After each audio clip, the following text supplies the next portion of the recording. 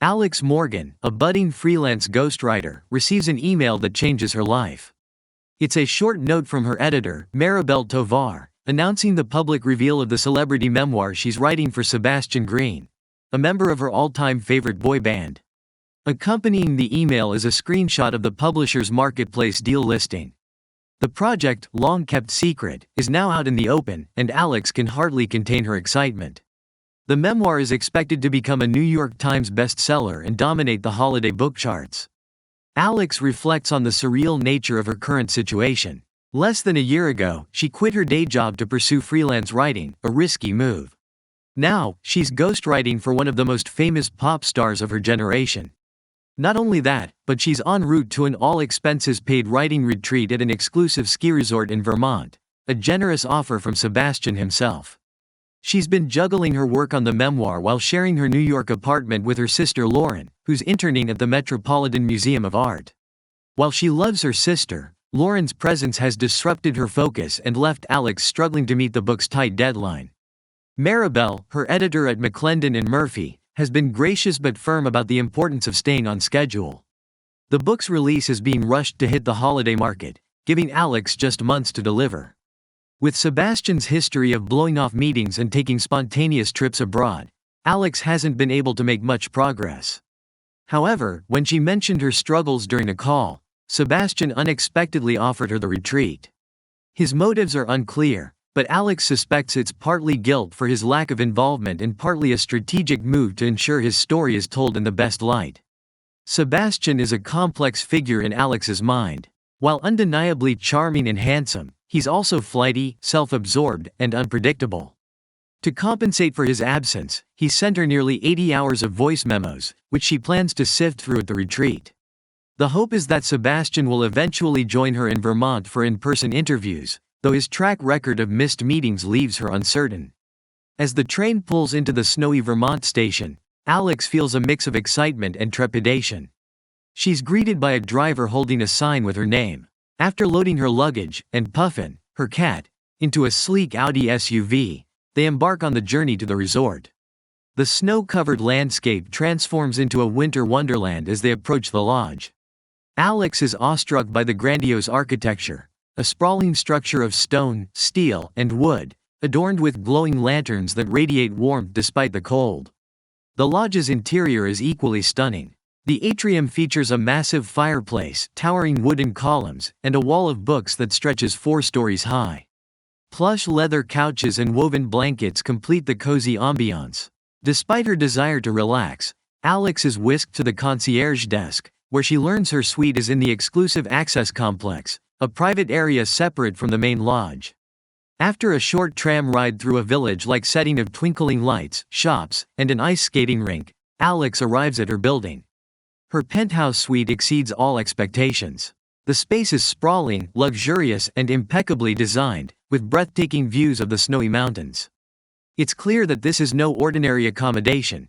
Sebastian's wealth and connections have provided her with an idyllic workspace. As Alex explores the suite, she can't help but feel a sense of disbelief at how far she's come. Despite the excitement, Alex is still navigating the complexities of her secretive project. She hasn't told anyone about the memoir, not even her best friend, Chloe, or her sister. Chloe, who's easily starstruck and prone to spilling secrets, would have been over the moon at the news. Now that the deal is public, Alex considers filling her in but worries about Chloe's reaction to being kept in the dark. Maribel has cautioned her to avoid drawing attention to the ghostwriting aspect of the memoir, as it's essential for Sebastian's public image that he appears to have written the book himself. As she unpacks, Alex notices a pair of large, snow-soaked boots outside the door of the only other penthouse on her floor. They belong to her mysterious neighbor, whose presence she hadn't anticipated. Judging by the size of the boots, she speculates that he's a tall, athletic man recently returned from a snowy trek. Though intrigued, she refocuses on her work, determined to make the most of her retreat. Before diving into the voice memos, Alex decides to call Chloe. She realizes she'd promised to meet her for happy hour and now has to explain her sudden disappearance to Vermont. When Chloe answers, she's already concerned by Alex's cryptic text about rescheduling their plans. Alex promises to call back with a full explanation after a quick tour of the suite. Chloe reluctantly agrees but warns Alex not to keep her waiting. Alone in her penthouse, Alex takes a moment to soak in her surroundings. The suite is a sanctuary, offering the perfect blend of comfort and inspiration. She feels a renewed sense of determination to deliver a memoir that lives up to the expectations of both Sebastian and his fans. As much as she's relished the secrecy of the project, she knows the time has come to share her journey with Chloe, her steadfast confidant. Though her retreat begins with a sense of optimism, questions linger in the back of Alex's mind. Will Sebastian finally show up and commit to the collaboration? What challenges lie ahead as she delves into his complex life story? And who is the enigmatic neighbor with the snow-soaked boots? For now, Alex is ready to embrace the adventure and prove that she's capable of bringing Sebastian's story to life, even if the journey is anything but predictable. Alex has just received life-changing news. She's been hired to ghostwrite the memoir of Sebastian Green, a huge opportunity after years of rejections and near misses. When she tells her best friend Chloe, her enthusiasm is contagious. Chloe is ecstatic, screaming through the phone in disbelief and insisting they celebrate. However, Alex explains she's not in Brooklyn, or even in New York State. She's in Vermont, staying in a luxurious penthouse designed to provide her with the perfect environment to focus on her work. The suite feels like an extravagant vacation rental, complete with floor-to-ceiling windows showcasing postcard-perfect mountain views, sleek modern amenities, and cozy fireplaces. Despite its lavishness, Alex reminds herself that she's there to work. As Chloe gushes over the view from the photo Alex sends her, she excitedly begins planning a visit. Alex proposes Chloe come halfway through her month-long stay, so she has time to focus before taking a break. Chloe, ever the optimist, is thrilled by the idea and begins imagining cozy nights by the fire.